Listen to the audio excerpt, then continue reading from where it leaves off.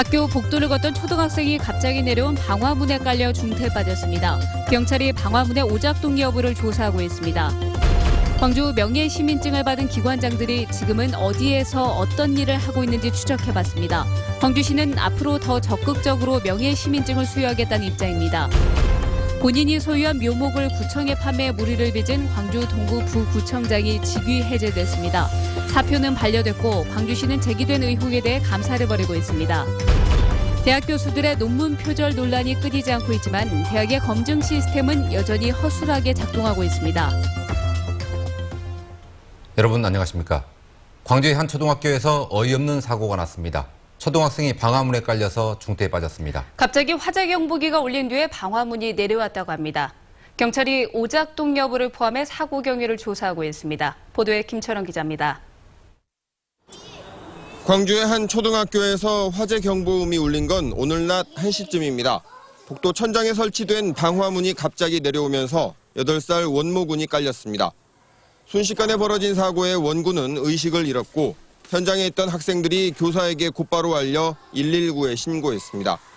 주변 선생님들 모여서 이렇게 올려보려고 했으니까 그게 좀 강하잖아요. 내가 이제 의식이 없는 것 같으니까 심폐소생술하고. 사고 직후 가슴을 심하게 다쳐 질식 증세를 보인 원군은 병원으로 옮겨졌고 한때 심정지 상태에 빠지는 등 중태인 것으로 알려졌습니다.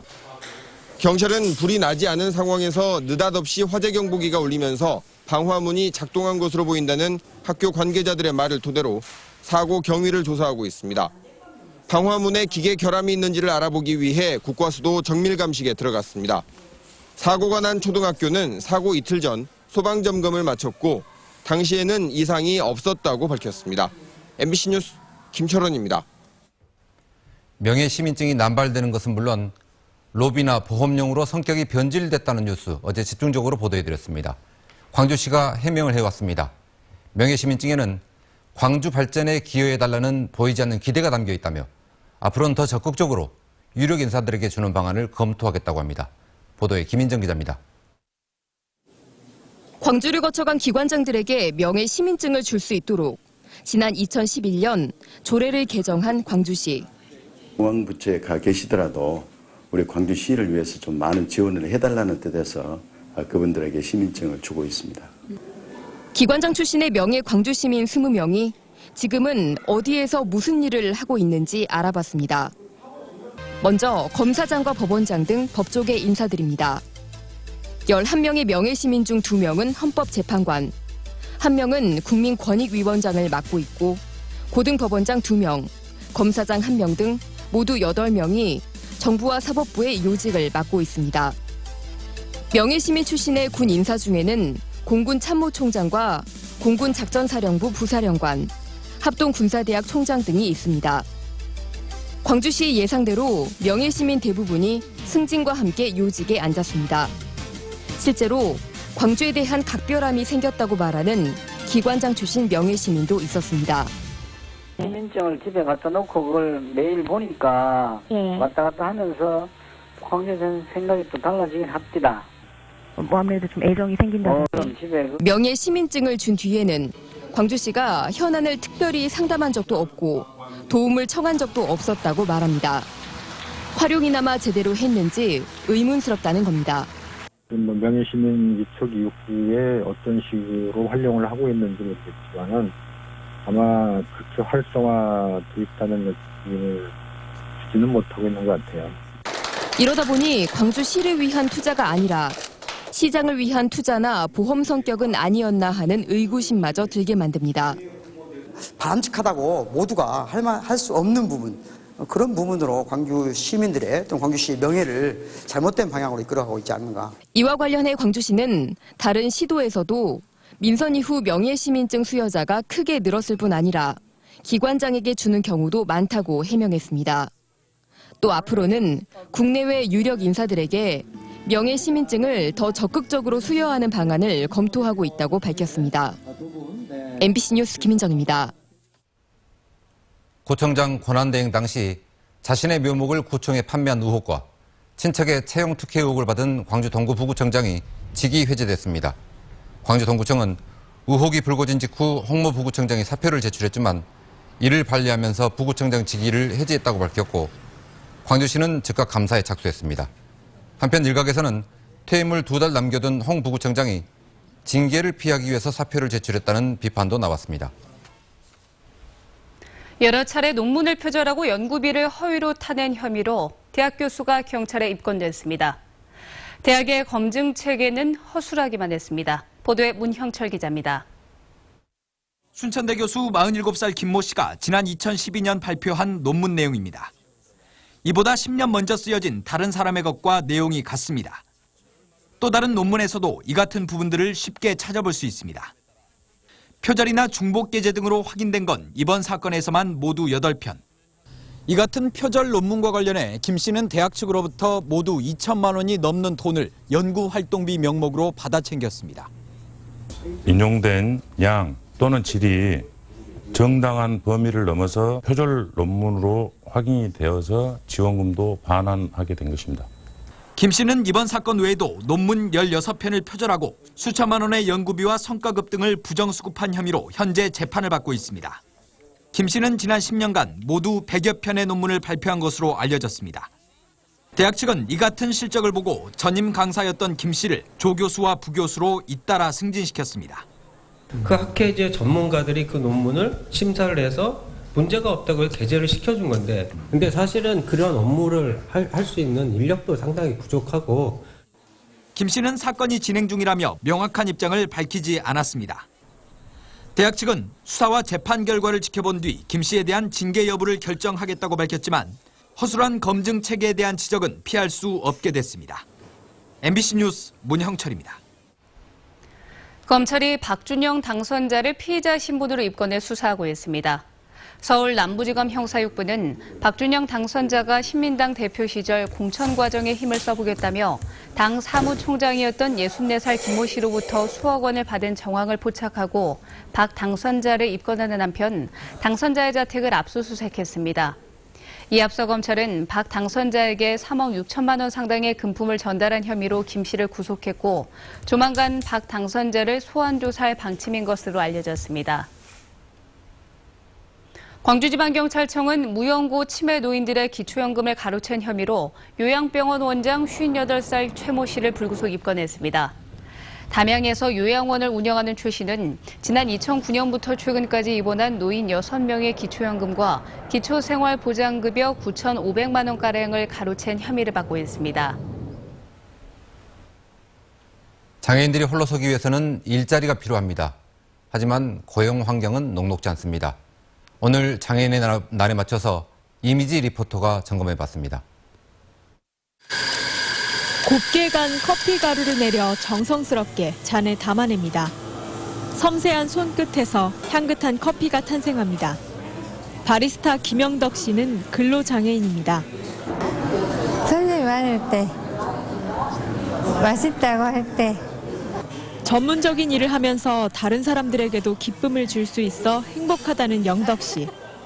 하지만 영덕 씨와 같은 경우는 장애인들 사이에 드문 일입니다. 광주에 거주하는 장애인 중 일하기를 원하는 사람은 427명. 이 중 절반 정도가 일자리를 갖고 있습니다. 생각보다 취업률이 높아 보일 수 있지만 알고 보면 단순 반복 노동이거나 비장애인을 보조하는 게 대부분입니다. 자력으로는 안정적인 생계를 꾸리기 어려운 겁니다. 전문적인 분야이기보다는 조금 보조적인 역할을 하고 있는 부분이 좀 많이 있습니다. 장애인들도 조금만 도움을 받으면 다양한 근로 환경에서 자립할 수 있습니다. 한 자치구가 운영하는 컴퓨터 자격증반. 이곳에서 교육을 받은 장애인 2명이 사무직 취업에 성공했습니다. 자격증도 있으니까 좋은 곳에 취업하게 될 거라고 생각해요. 정부는 장애인 고용을 촉진하기 위해 지난 1990년부터 공공기관의 의무 고용 비율을 정하고 일반 기업에는 여러 인센티브를 제공해왔습니다. 하지만 장애인들도 원하는 일을 하며 보람을 느끼는 사회는 아직 멀어 보입니다. MBC 뉴스 이미지입니다. 광주 지역 장애인 단체들이 장애인의 교육받을 권리를 보장하라며 시교육청 앞에서 천막농성에 들어갔습니다. 광주 장애인 교육권연대와 장애인 부모연대 등은 특수교육 예산 확대와 공립특수학교 설립 등 정규직 교육감의 공약이 실현되지 않고 있다고 비판하고 구체적인 실행 방안을 내놓을 때까지 천막농성을 계속하겠다고 밝혔습니다. 광주시의회 조영표 의장이 광주시와 시교육청에 누리과정에 대한 대책 마련을 촉구했습니다. 조 의장은 시교육청 예산에 누리과정 유보금 422억 원이 예비비로 편성돼 있는데도 추경 예산안을 상정조차 하지 않은 것은 매우 우려스러운 일이라며 교육감과 시장이 보다 적극적으로 사태 해결에 나서야 한다고 주장했습니다. 호남 정치인들의 주가가 뛰고 있습니다. 여야의 지도부 선출 등을 앞두고 호남 출신 당선자들의 움직임이 빨라지고 있습니다. 김양훈 기자입니다. 호남에서 제1당으로 부상한 국민의당은 당권 경쟁을 놓고 벌써부터 경쟁이 뜨겁습니다. 광주 전남 지역 출신으로는 박지원, 박주선, 천정배 의원 등이 거론되고 있습니다. 모두 잠재적 대권 주자라는 점에서 앞으로 행보에도 관심이 모아지고 있습니다. 원내대표를 맡아주는 것이 어떠느냐라고 얘기를 하지만은 저는 원내대표는 후배들에게 길을 터줘야 되고 대권이나 당권을 고민하고 있습니다.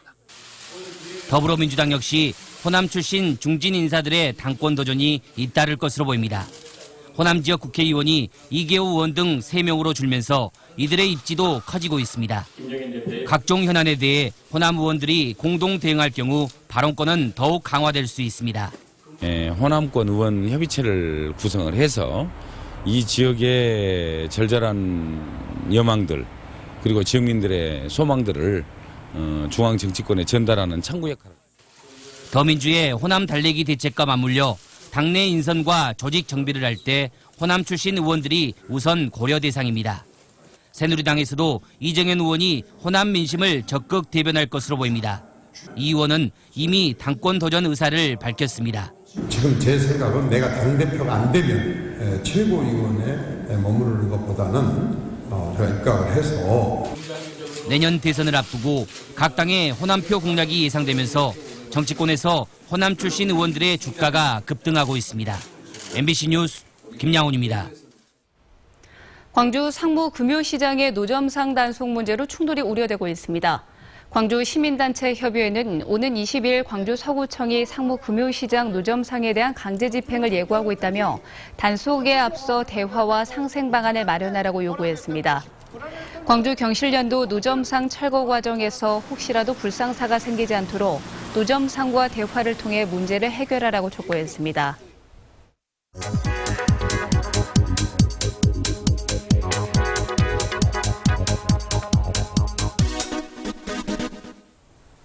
과학의 달을 맞아서 우리 지역 곳곳에서 아이와 어른 모두가 과학과 친해질 수 있는 과학 프로그램들이 준비되어 있습니다.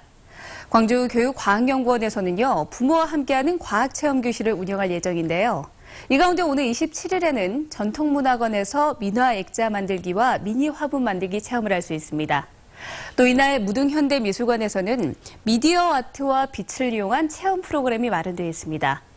국립광주과학관에서는 응답하라 사이언스라는 봄 과학축제를 열고 있는데요. 다음 달 중순까지 열리는 이 축제에서는 우리나라 과학 발달을 한눈에 볼 수 있고요. 미니 드론 체험 등 다양한 프로그램을 즐길 수 있습니다. 어렵게만 느껴지는 과학을 다채로운 체험 프로그램들과 함께 온 가족이 즐겨보는 건 어떨까요? 카드뉴스였습니다.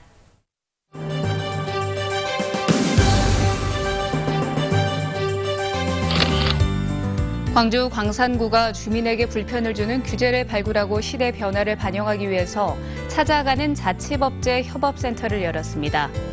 곡성경찰서가 청소년들의 탈선과 범죄를 예방하기 위해 지역 안에 있는 빈집 130여 곳을 수색했습니다. 영광예술의 전당에서 제34회 전남 연극제 개막식이 열렸습니다. 나주시가 일자리 창출을 위해 경비와 천연 염색 전문과정 등 맞춤형 교육에 나섰습니다. 광주지방고용노동청이 비정규직을 정규직으로 전환해주는 기업에 인건비를 지원해주고 있습니다. 노동청은 중소기업이나 중견기업이 기간제나 파견 근로자를 정규직 근로자로 전환하는 경우 근로자 1명당 임금 상승분의 70%와 간접 노무비 20만 원을 1년 동안 지원한다며 기업들의 신청을 받고 있습니다. 오늘 밤부터 비가 내리겠고 특히 남해안에 최고 80mm의 많은 비가 쏟아지겠습니다. 기상청은 서해에서 다가오는 기압골 영향으로 오늘 밤 서쪽 지방과 제주도부터 비가 시작돼 내일 새벽에는 전국으로 확대되겠다고 밝혔습니다. 내일 오전까지 남해안에는 돌풍과 벼락을 동반한 30에서 80mm, 남부지방에는 20에서 60mm의 비가 예상됩니다.